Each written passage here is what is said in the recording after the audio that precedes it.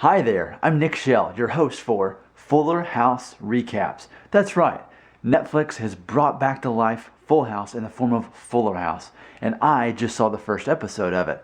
I'm assuming you have too, and that's why you're watching my recap today. So I took notes, and let's just go through here and kind of process what we saw tonight. So the first episode of Fuller House is entitled Our Very First Show Again. Obviously, when the show comes on, it goes back to the original intro and then transitions to modern day 29 years later from that footage you're seeing. And my first question was answered immediately, and that is, will this show have a live audience? But just like the original, this one does too. And it's interesting because this format of the show is obviously that 70s and 80s and early 90s format, which it's their classic sitcom. And I've noticed that the original makers of this show, Jeff Franklin, Miller Boyett, they're the same people making this show as they did back when it originally aired. So that's what helps keep this show original and true to its form, because there's no denying. You watch this show, it's true to itself. It definitely is. There's no doubt about that. And I like the fact that the first episode is the reunion episode that sets up from there. We don't have to have my three dads there to make this thing work. A few things I took notice of, I couldn't help but notice. So obviously Danny is remarried. To who, I don't know. I don't believe they said her name. There's no story there yet who she is, but that's acceptable. Yeah, I'm sure he would have remarried by now. And I noticed Joey, same as me, has this black wedding ring. So that indicates that Joey is also married. And they already told that he's living out of the house. He's moved on with his life. And they've even said that he's somewhere between 55 and 60 years old. So we would hope that he's got married and moved on and moved out of the house. Now, I have to admit, I was actually surprised to see Nikki and Alex on the first episode. I would have thought they were so far in the real world, away from Hollywood, from what they did when they were little kids, that they wouldn't actually show up, but they're on here. So like I said, I want to be honest about what I do and I don't like about Fuller House so far. So what I don't like about it, when I found out that DJ is a widow. Now, I get it, it makes for a good storyline. It's just that I have this whole thing about that you rarely see a happily married man and woman on a show with kids. That even in the 80s that was hard to come by, because typically the dad had to be an idiot, right? The only exception I can even think of is Growing Pains, where the dad wasn't an idiot, they were happily married, and they lived in a house. Why did they have to kill off DJ's husband? I get for the plot device to get everybody to move back in and all that. But I really wish that she could have just been married and the husband not die. Because it's almost like for there to be a good man, a good husband and father on TV, he has to be dead.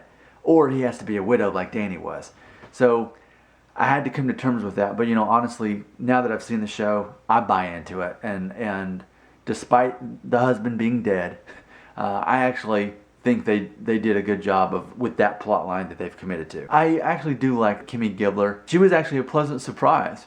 I actually liked her presence on the show, and I think what she added to it, and I think the strange relationship that she's got with her ex-husband, and I think her daughter fits that family very well. That it seems like that would really be her daughter if she were married to that man. Oh yeah, so Stephanie, let's talk about that. I was very fearful that fake accent wouldn't go away. I thought, are they really trying to make it seem like this is how she talks? But then finally, fortunately, Kimmy's foot or whatever happened, and then she started talking normal again. Something I think that makes this show work so far is that while they are sticking true to the original form and style of the show, you can tell that the characters moved on with their life. They're still who they were, but they moved on with their life. Again, Danny got remarried.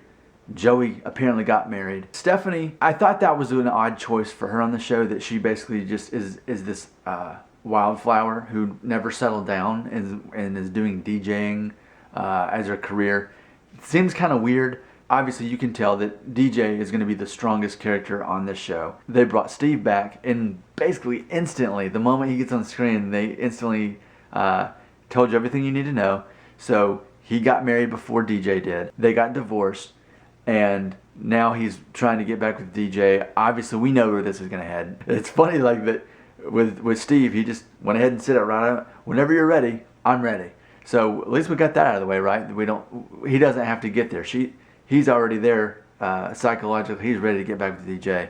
So let's let this go on until season 2 or 3, and then they finally get back together and all of this stuff. So a nice little touch too that I liked. I liked how they had the split screen from the retro to the present. I'm actually looking forward to these next 12 episodes. So we'll see how this video does. If people are watching this video, then I'll know it's worth making more. Again, I'm your host, Nick Shell, with Fuller House Recaps. Thanks for watching, and again, if you make this popular, I'll keep making more recaps. If only like 4 people watch it, then I guess I'll know not to waste my time. But I'm actually excited to do this. I think this is fun to make these videos about this show. Nick Shell with Fuller House Recaps.